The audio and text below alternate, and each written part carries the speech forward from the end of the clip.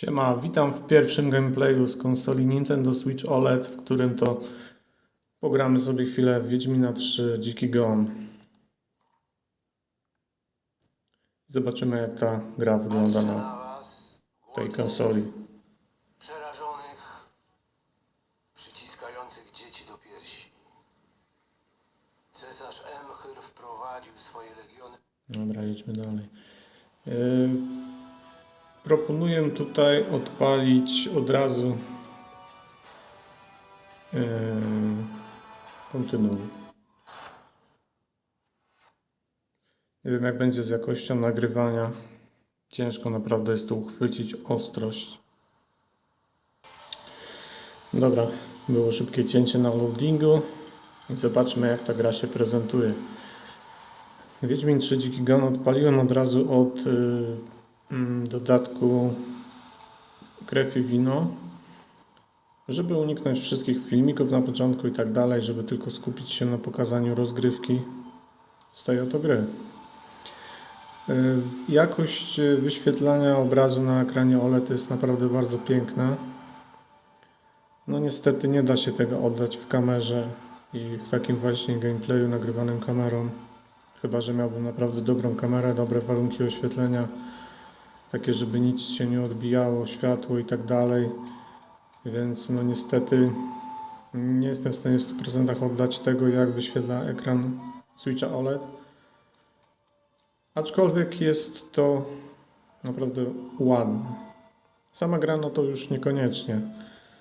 Wersja ze Switcha, wiadomo, legendarna, z grafiką mocno okrojoną.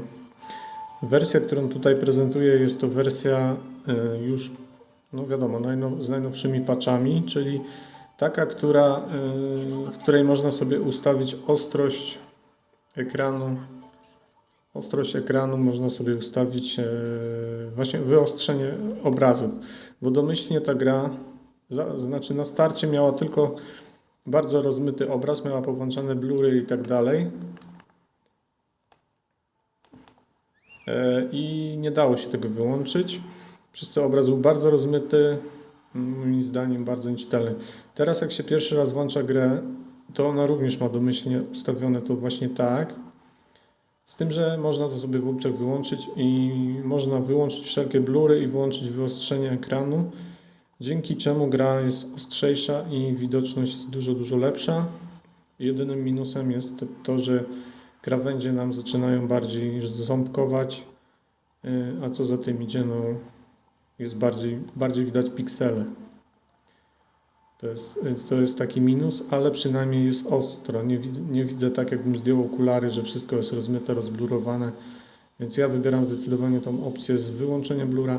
Kiedyś zresztą nagram taki film, to już ze zdokowanej wersji, gdzie już bez kamery, tylko normalnie nagrywany będzie gameplay nagrywarką i wtedy porównamy sobie właśnie wersję, to znaczy opcję z blurem i opcję bez blura. Wtedy każdy będzie mógł sobie zdecydować, która bardziej jego zdaniem wygląda lepiej. Dobra, a teraz chwilę sobie pograjmy i zobaczmy, jak to wszystko działa. Widzę na minimapce, że tutaj mamy pieska. A nie, bo tu zaraz muszę sobie sterowanie przypomnieć. Ok. To już mam dopakowaną postać z tego względu, że to jest odpalona gra, tak jak mówię, na krew i wino, więc nie jest to żaden mój save. Ja jeszcze w to nie grałem tak naprawdę. Ale jak bierzemy od razu krew i wino, to od razu mamy postać na którymś tam levelu.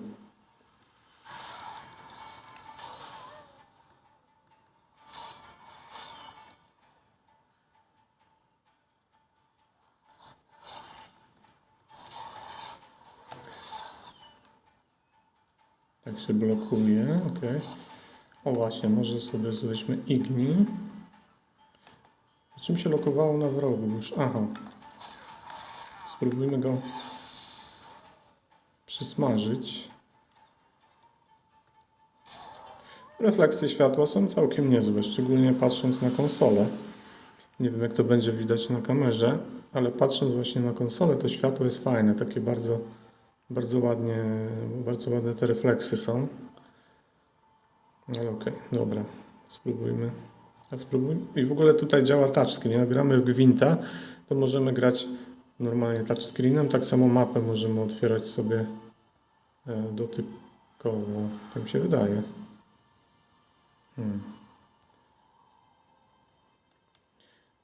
Miałem wrażenie, że wcześniej to działało.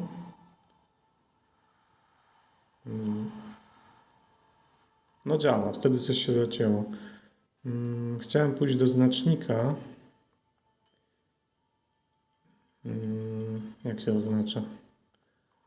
Miejsce, przytrzymaj, znacznik gracza.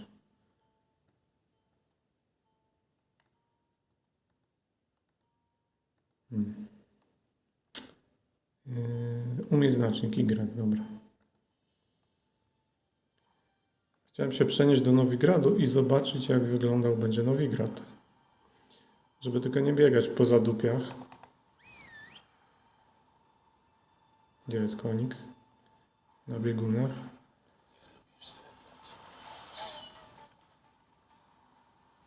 Gdzie jesteś, konik? Kurde, mylą mi się przyciski. Chciałem wsiąść X-em, czyli tak jakby trójkątem na na PlayStation. Dobra. Cały czas mi tu wywala te umiejętności nierozdane. Nie będę teraz się w to bawił, bo szkoda mi na to czasu. Dawaj, Geralt. Jedziemy do znacznika i przeniesiemy się do Nowigradu. Zobaczymy sobie, jak Nowigrad wygląda w tej grze na Nintendo Switchu. Moment, hamuj. Się zagalopowaliśmy. A to jest to drzewo wisielców, czyli jedno z początkowych lokacji tu w Welen. Teraz dobra, możemy użyć szybkiej podróży. I możemy się przenieść do Nowigradu. Gdzie jest Nowigrad?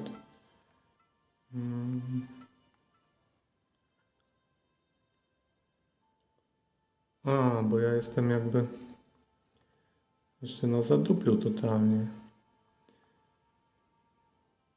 Jest Nowigrad, dobra, przy bramie chwały. I teraz zrobię pauzę na loading.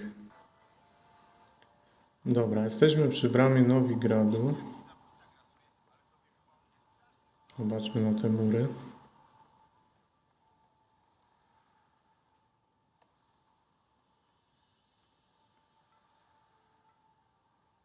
No jak się patrzy na przykład tutaj pod nogi, to tekstury ziemi, czy tekstury tutaj właśnie cegieł, no nie są za piękne, nie mają za wysokiej rozdzielczości.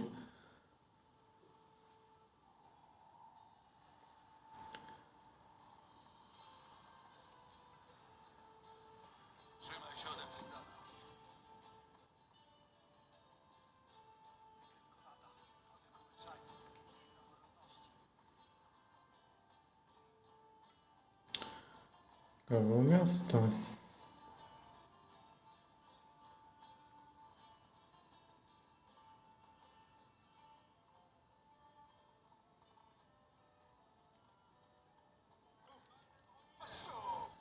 O, walka na pięści, może da się tu powalczyć. Bookmacher. Zobaczmy. Nazywam się Geralt. Pat Gruber, jestem bookmacherem. Mam nadzieję, że podejmiesz się walki.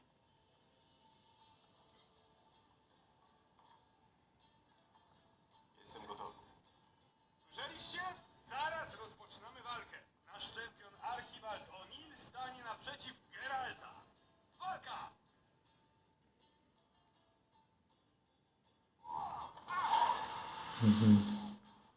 Wciśnij R.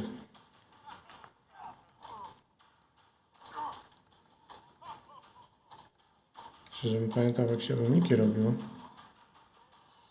Aha, okej.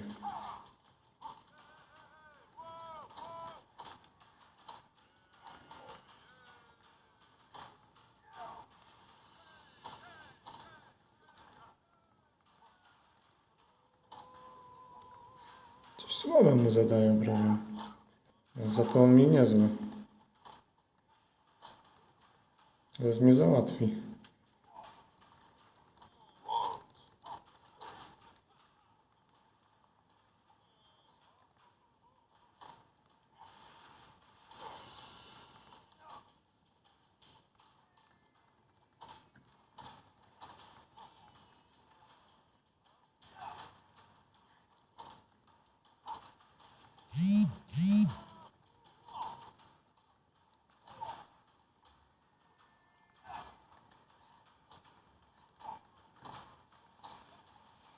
Dawaj, wykończ go.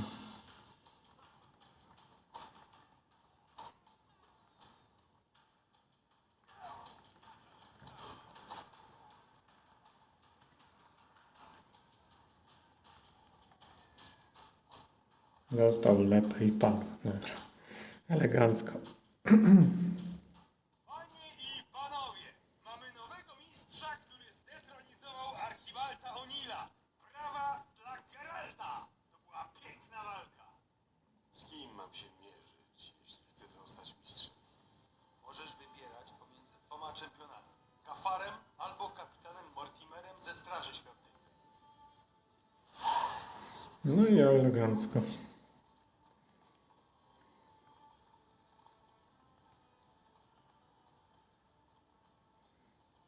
Dobra, chciałbym stąd wyjść jakoś. Z powrotem na ulicę. A dobra, skoro już jesteśmy tutaj.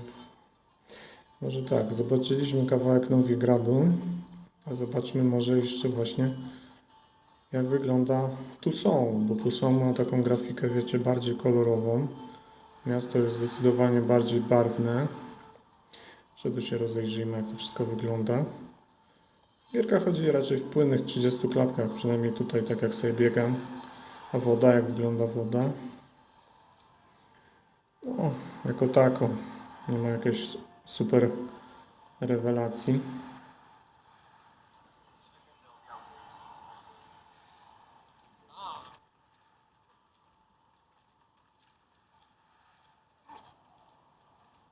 Dobra, przenieśmy się teraz do Toussaint.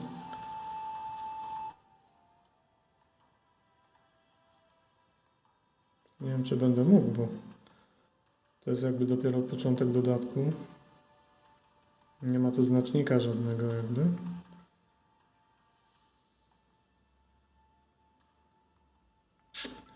Czyli jakby nie mogę się tu przenieść. Niestety, dobra, mniejsza o to. A to może na Skellige. Skellige też ciekawie wygląda.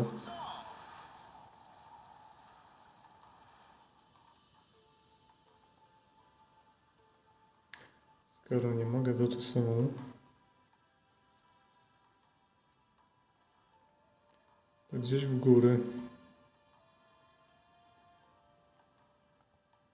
I kolejna pauza. Dobra, jesteśmy na Skellige. Trochę tutaj ponuro. Niczym w Polsce. Ja żartuję. Bardziej to jest tak Skyrimowo. Szkoda, że nie mogłem się do Toussaint dostać, bo tam by może było ładniej.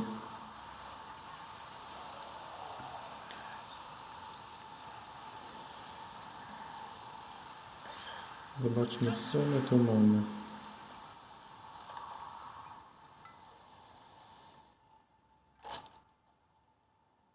Jakieś pijaczki sobie leżą.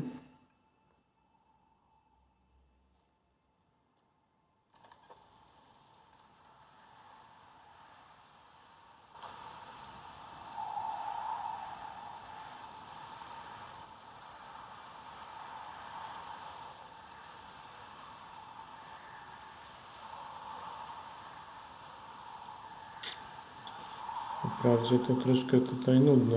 Dobra. Spróbujmy szczęścia gdzie indziej w takim razie.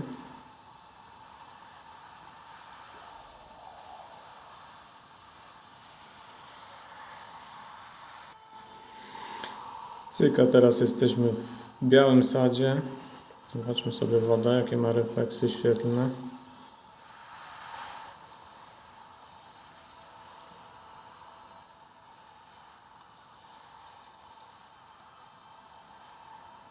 Pizga jak w Kieleckiem.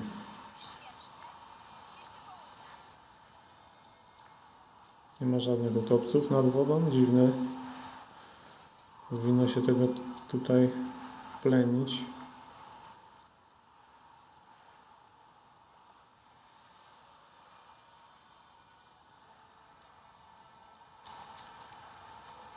No i co, zaatakuje mnie ktoś? Nie. Raczej nie sądzę. No tu jaka płaska tekstura. Znaczy w GTA San Andreas.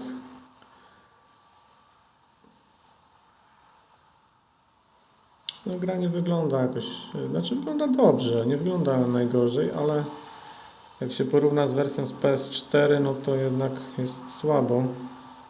Ale chciałbym właśnie, bo nie odpalałem jeszcze nigdy w doku, chciałbym odpalić ją w doku i może nagrać film typu właśnie moje pierwsze wrażenie, jak to wygląda w doku na dużym ekranie. Bo no, jestem ciekaw, jak to ucierpi, jak odpalę to na 55 calach. Na pewno ucierpi, no to jest pewne, że ucierpi, więc jestem ciekaw swojej reakcji. Bo nagrałem się bardzo dużo wersji na PlayStation 4, więc ciekaw jestem właśnie, jak ta wersja wypadnie.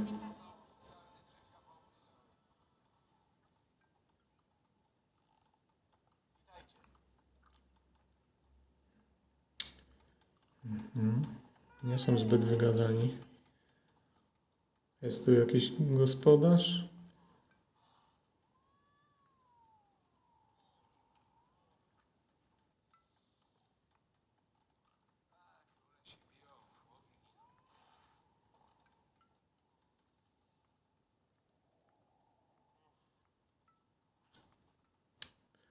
Słychać pykanie tej mojej nieszczęsnej gałki analogowej. Ciekawe, czy ktoś na to zwrócił uwagę. Ale i tak jestem pod wrażeniem, że ta gra chodzi na Switchu. Zobaczcie, wszystkie detale są zachowane. Biegające tutaj NPC, zwierzęta, gęsi. Nie można się przyczepić. W trybie przenośnym wygląda naprawdę dobrze. Tak jak widzicie to teraz na ekranie, to wyobraźcie sobie, że tak jak patrzę na konsolę, to wygląda to jeszcze o niebo lepiej. Więc jest dobrze. Jest naprawdę dobrze. Boję się, jak będzie wyglądać w doku, ale to nie o to chodzi w tej konsoli. Dla mnie ta konsola to jest handheld. Ja nie będę grał na niej w doku. Bynajmniej nie w gry inne niż te od Nintendo, bo te od Nintendo już sprawdzałem. Mario w doku wygląda spoko. A w Wiedźmina na pewno nie mam zamiaru grać w doku, także nic straconego. Zobaczymy jeszcze na szybko jedną miejscóweczkę. Ostatnie miejsce, w którym jesteśmy, to Kaer Morhen. Konkretnie to już nie sama twierdza, ale jeziorko, po którym w jednej słynnej cutscence pływał sobie Geralt z Lambertem. Niestety mgła nas dopadła, więc nie można za bardzo podziwiać widoczków, a szkoda. Więc nie będzie zbyt majestatycznie tutaj. Więc tak prezentuje się Wiedźmin. Wiem, że nie da się oddać, przynajmniej nie przy moich możliwościach, jakości ekranu OLEDowego przy takim nagrywaniu kamerą. Wierzcie mi na słowo, że naprawdę ekran robi robotę i naprawdę wygląda to wszystko bardzo ładnie. Tutaj niestety przy nagrywaniu trochę cierpi, ale jest dobrze, jest ok. I Wiedźmin jak na Switcha możliwości, to w wersji przenośnej wygląda całkiem sympatycznie, całkiem spoko. Nie mam się naprawdę do czego przyczepić. Wiadomo, widać, że jest to gorsza jakość, gorsze tekstury, niższa rozdzielczość niż chociażby na PS4, ale mimo wszystko wygląda dobrze. W ogóle trzeba się cieszyć, że ta gra w ogóle wyszła na Switchu i że chodzi na tej konsoli. Jak będzie w doku, to sobie porównamy, może w innym filmiku. Jestem ciekaw swojej pierwszej reakcji. A tymczasem będziemy się już żegnać z Geraltem. Geralt, popływaj sobie teraz w chłodnej wodzie i się zrelaksuj, a my będziemy kończyć. Zobaczmy jeszcze, co to za stwory tam wylazły. Miśki. Ciekawe, czy dam im radę.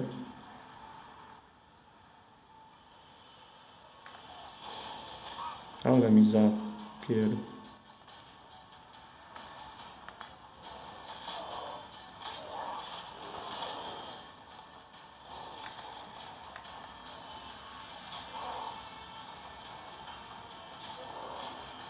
Twarde te miśki są, trzeba im przyznać.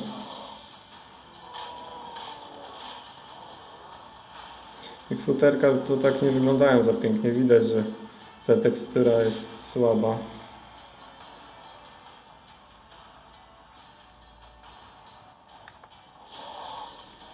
Ten gdzieś w ogóle się na drzewku zgliczował. Dobra, padł. Więc tak prezentuje się Wiedźmin na Nintendo Switch OLED. Sorry za słabą jakość. Dziękuję za uwagę i cześć.